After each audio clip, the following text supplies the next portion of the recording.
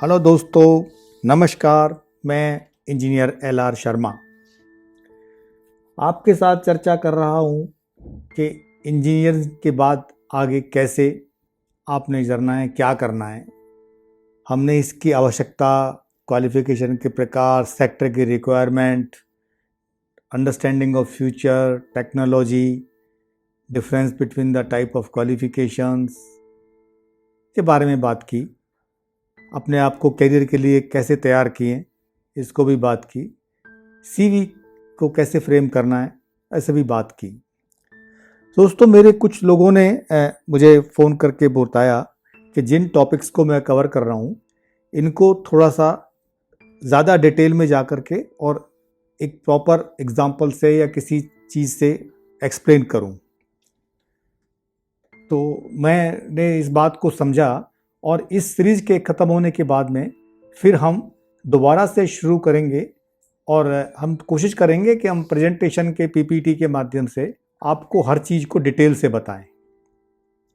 और आप इसका फ़ायदा लेना चाहते हैं अपने दोस्तों को और कॉलेज के स्टूडेंट्स जो फाइनल ईयर में हैं या जिन्होंने अभी इंजीनियरिंग किया है 1-2 साल पहले, उनको चाहते हैं कि उनको भी इसका फ़ायदा हो, तो आप कृपया इसे सब्सक्राइब करके आगे फॉरवर्ड करते रहें और लाइक करते रहें ताकि इसकी रीच बढ़े।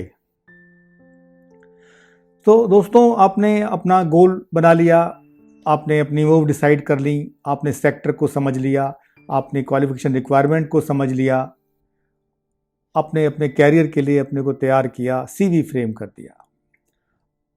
अब आपका CV स्क्रूटनी होकर के शॉर्ट आउट कर लिया कंपनी ने और आपको इनवाइट किया उसने, इंटरव्यू बोलें या इंटरेक्शन बोलें। तो हम यहाँ आपसे बताना चाहेंगे कि जब आप किसी भी इंटरव्यू या इंटरेक्शन के लिए जाते हैं या उससे में अटेंड करते हैं तो कैसे होना चाहिए। दोस्तों, आपने कोई इंटरव्यू अटेंड किया है? नहीं तो करेंगे। आपको देखेंगे इंटरव्यू में 2-3 लोग बैठे होते हैं और उनमें से कोई एक स्टार्ट करता है और जनरली वो आपके बारे में पूछता है, घर बार या कभी कभी मौसम या किस शहर से बिलोंग करते हैं या कहाँ से आपने इंजीनियरिंग किया। आपको लगता होगा कि वो जो क्वेश्चन किए जा रहे हैं उसका आपकी उस चीज़ से कोई रिलेशन शायद नहीं हो। ऐसा क्यों होता है, कभी आप सोचा? दरअसल ऐसा इसलिए होता है कि जब आप इंटरव्यू अटेंड करने जाते हैं तो थोड़े टेंस होते हैं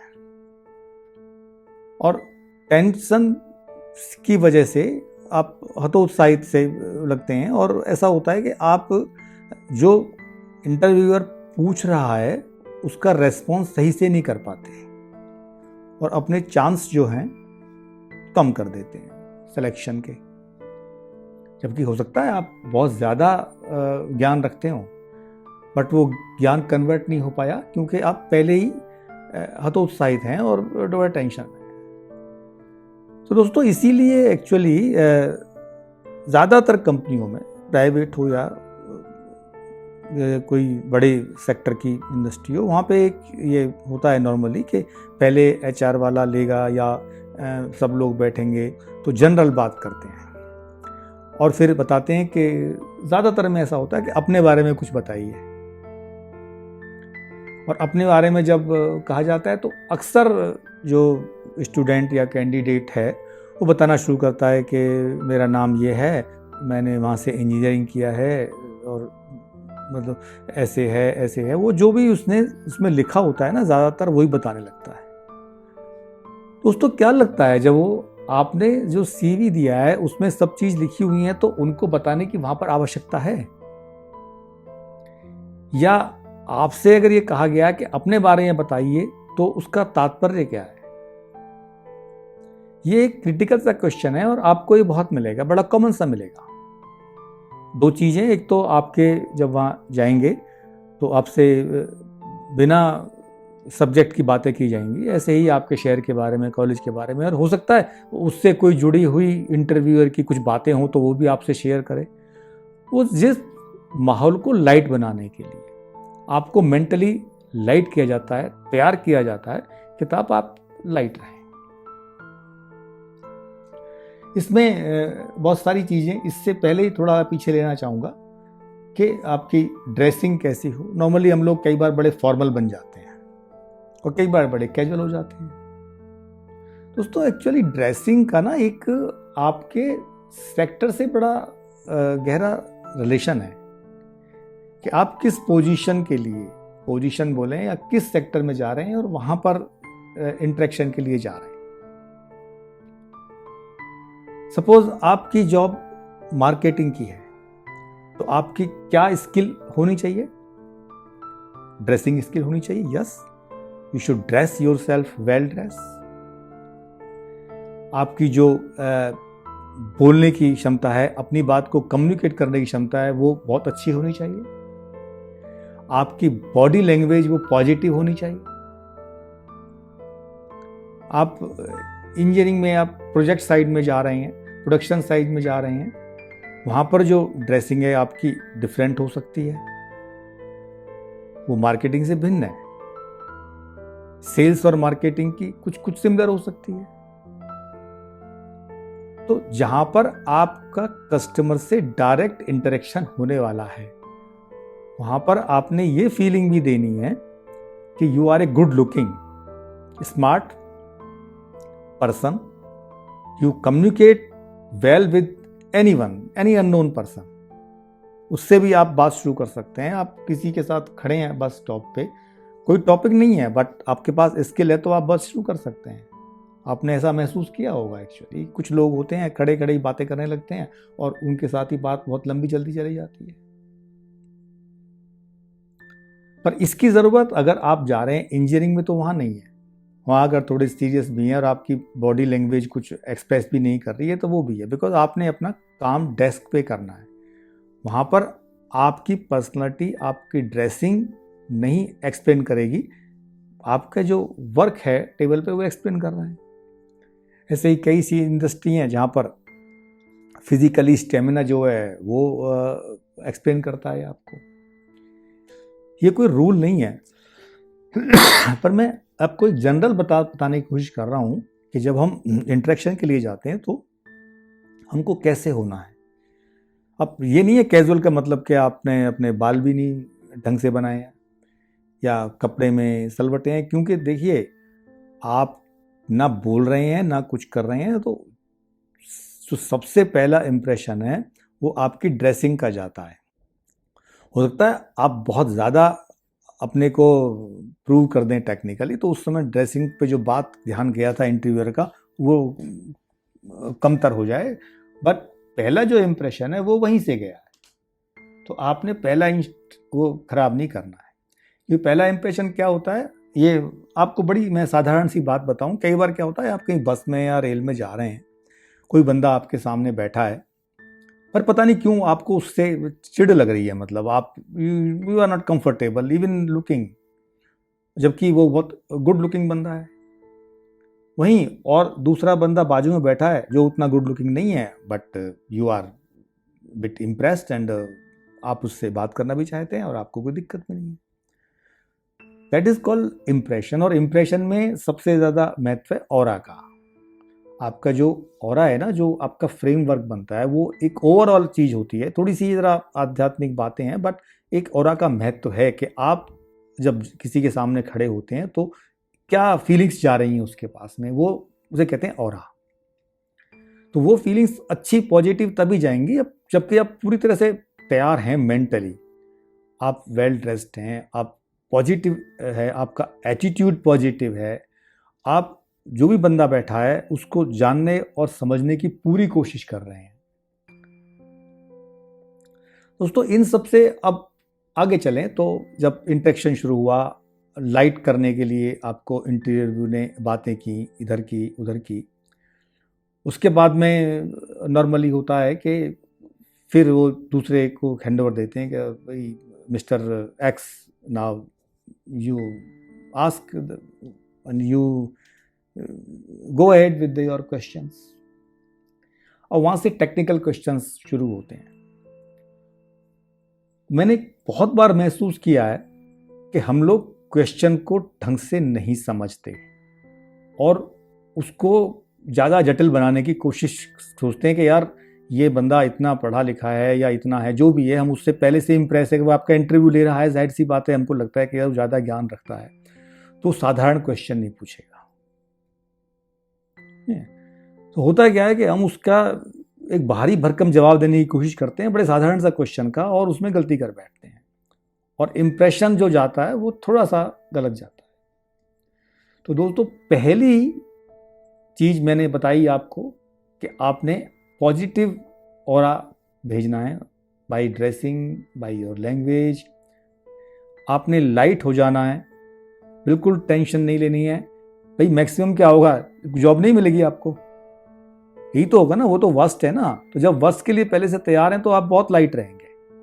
हो सकता है आपको बहुत ज़्यादा ज़रूरत जॉब की हो, बट कुछ कर सकते नहीं हो आप, और जिस चीज़ में आप कुछ कर सकते नहीं हो उसके लिए टेंशन लेकर के उसको अटेंड करना is not going to be yield anything, it's not going to be yield anything for sure. For that is the mandatory that you have to be cool and give the right message to the person who is going to interact with you in personal or in technical।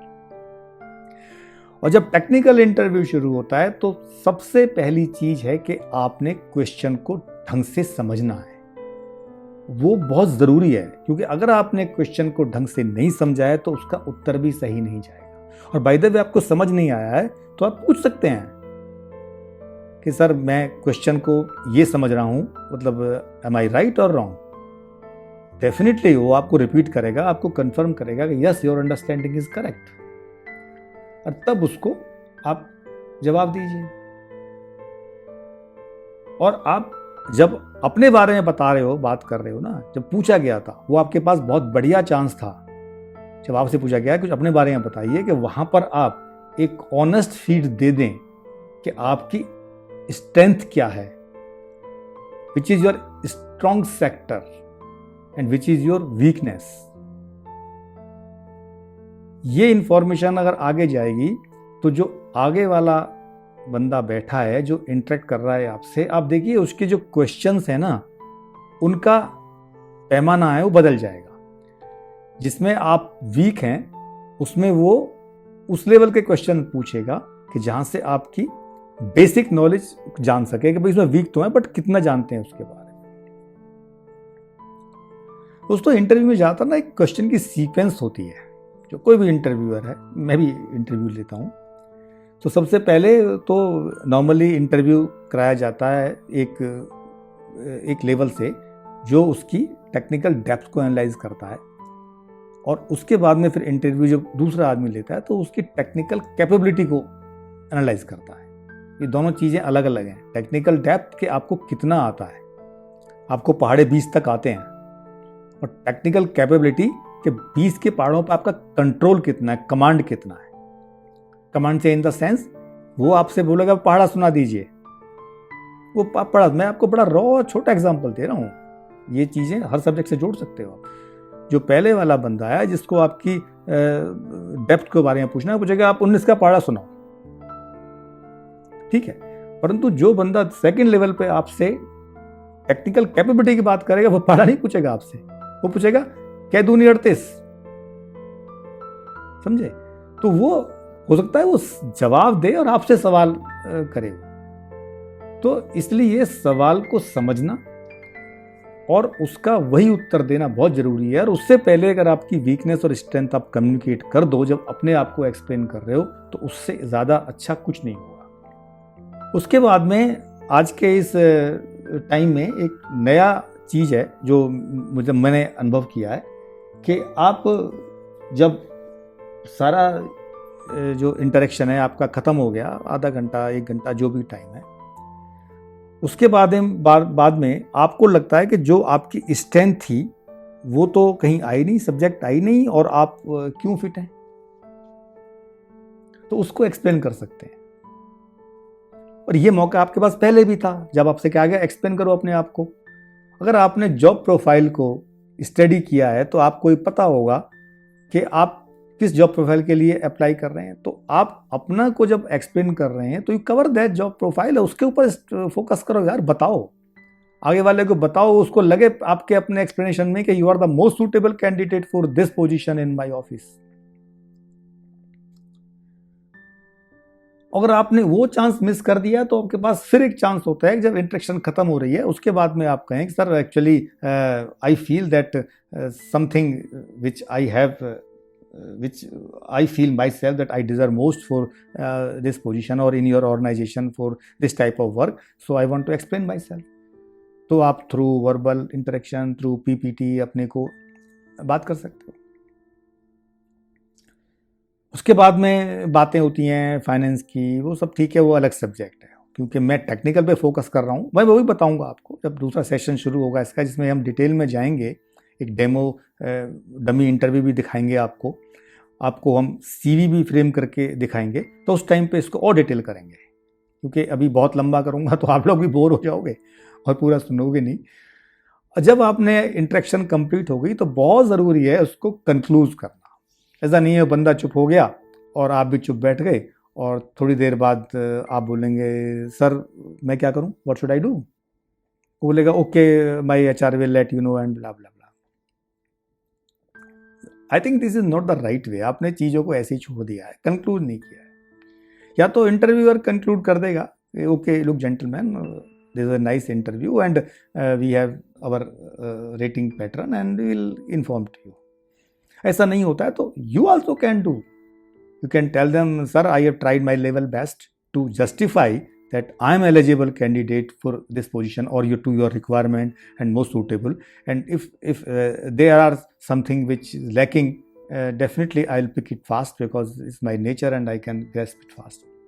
I mean to say आपने अपने candidature को strong करना है, और that is the only way कि आप अपने को एक्सप्लेन करें, अपनी स्ट्रेंथ को एक्सप्लेन करें, अपने बारे में ज़्यादा से ज़्यादा बताएं। तो दोस्तों आज हमने बात की कि इंटरव्यू इंटरेक्शन कैसे आपको करना चाहिए। आपको लगता है कि ये जो चीज़ें बता रहा हूँ मैं ये यूज़फुल होंगे आपके साथियों को, तो चैनल को सब्सक्राइब करें लाइक करके, और मुझे कमेंट करते रहें। आपके क्वेश्चंस मेरे लिए बहुत इंपॉर्टेंट हैं, मैं उनका जवाब दूंगा, क्योंकि आगे वाली जो सीरीज है उसमें हम ज़्यादा डिटेल में जा कर के आपको डेमो देंगे। उस सीरीज में ये सब बहुत ज़रूरी है। ठीक है, तो हमने इंटरव्यू को पूरा आपको एक्सप्लेन करके बताया है। अब हम इंटरव्यू के बाद में एक चीज़ होती है कि हमको सेल्फ एनालाइज करना चाहिए। क्यों करना चाहिए इसके बारे में हम फिर अगले उसमें बात करेंगे। अभी के लिए धन्यवाद। सेफ रहें, घर में रहें, कोरोना से खुद भी बचें और लोगों को भी बचाएं। Okay, thank you.